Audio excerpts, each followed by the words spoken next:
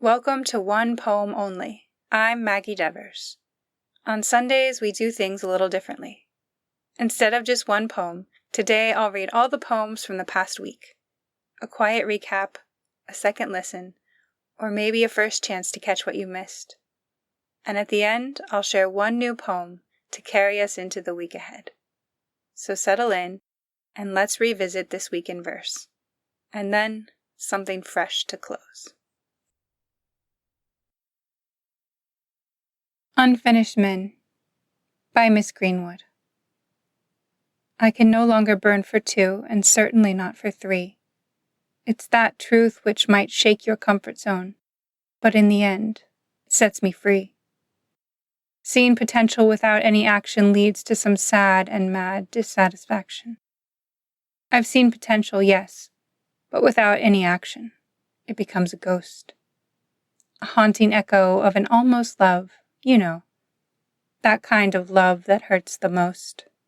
No, my loves, you are not evil. You're only weak. You were never cruel, just not complete. Too afraid to rise, too fragile to meet. Too insecure for my love to carry, which you actually never really had to seek. Too anxious to change what always worked for you, but actually never really did. Your lack of affection was what led to our dynamics and imbalanced interaction, I have to admit. You're a shadow that makes promises it never intends to keep. A shadow from which I could only guess where it comes from or where it goes, but never becoming really deep. Your ease became a weight on my wings meant to fly, too light to hold me, too slow to try. Your shallow depth has become weight upon my free and wild wings, easy, relaxed, attached, but without any strings. Easiness can turn heavy when it carries what's always been unsaid. All the feelings you've buried and all the truths you've left for the dead instead. Easiness too heavy to carry, or could it be my own? The perception of all those feelings you hid, never capable of truly being shown. This is my female rebirth after a sexual but asexual heartbreak of mine. I rise in all my female energy and learn again how to be mine. I rise, not angry, but finally whole. I love myself more than your almosts, your perhaps, your self-soothing roles. I love myself more than all of your, well, let's sees. More than all out of your commodiousness arising maybes. I love my fire more than your promising, but actually cold breezes of unapproachable aloofness mess. Yes, I found you both attractive, thought we might align. I tried, I reached, I danced towards hope, but none of you ever truly met mine. Damn, I found you two so attractive. Was really convinced you'd be a good match. I dared to come closer, I tried, even if it meant some hopelessly hopeful and desperate fight. But I've never experienced any success in that, since your mental cage and fear is everything you've ever had. Would never want to hate you for something I've done to myself for many years. I still love in spite of your deepest, chaos-bringing fears. Now I know I will not hate you for what I allowed. I will simply stop burning where there is no fire but only doubt aloud. I loved, I love. Those were my deeds. I just need to stop loving against myself and my very own needs. I've stopped asking myself, and believe me, I too often did, on my patio sitting out there writing from my heart and from my most loving mind. I've stopped asking myself, sitting on my patio all by myself and all alone, will you ever rise to meet me? Or must I finally rise on my own? A soul of no age, shifting in and out of internal organs. White blood cells curse, being held back in the busy traffic of the body. Signs flash with warnings of disturbance. The heart screams in agony, corrupted, deflowered at the hands of an invisible poet. Skin aged 25 gives way to new textures, wrinkled flesh and flaky liquids. A soul of no age. settling within the whole, calcium sucked dry. How could a non-entity act in Caligulan manner? Intelligence no more, integrity lost. Untrue are the veins, their patterns disguised now as the motorway to the soul with no age. By L. Sirs. What I Love About Women's Sports. By Lauren Mantis. It's the sweat, the ponytails, the surprise of acrylic nails. Women moving like predators instead of prey. The endurance, the focus, their serious faces, only smiling when they've achieved something beautiful. The little girls in the crowd learning. This is another way a woman's body can be celebrated.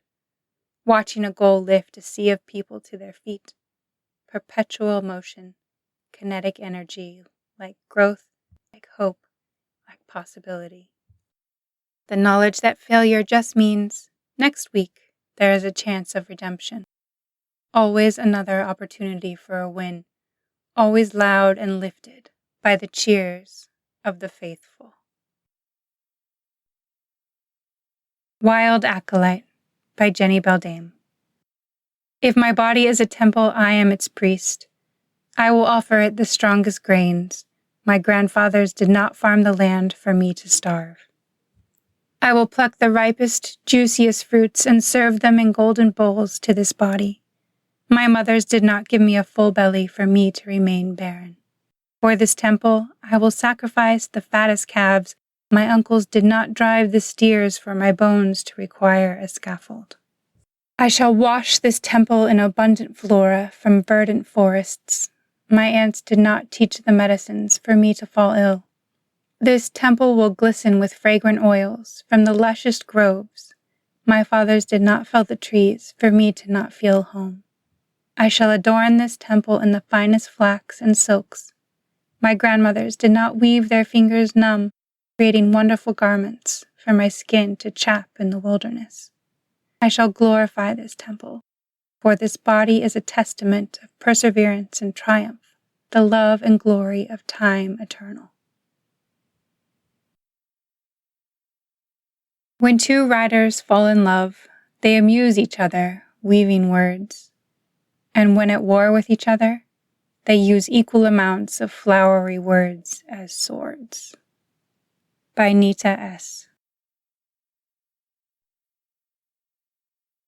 This poem first appeared in Flora Fauna, an internationally curated book of eco-poetry and photography, edited by Pete Taylor and published by Open Shutter Press. Paper Boats by Donna Burke Escrow. I am a river coiling, curving, flowing o'er at first light, jumping the reeds, rushes, sedges, trailing silver ribbons of salmon. I run heavy with blood, tears, poison, broken hearts of bears, wispy with water hyacinths, damselflies. Listen to my ancient songs from glacial depths to tarnished surface. Pay heed as I flood, surge, rage against jagged cliffs, crack boulders and chisel stone into sacred chasms. Attend as I light the votive candles of 10,000 transparent spawn. Kneel as you set sail your paper boats, fleeting as wings of time. I am a river, resolute as the constant stars, my blue veins coursing, coursing to the thumping heart of the sea. Propaganda I'm not falling for.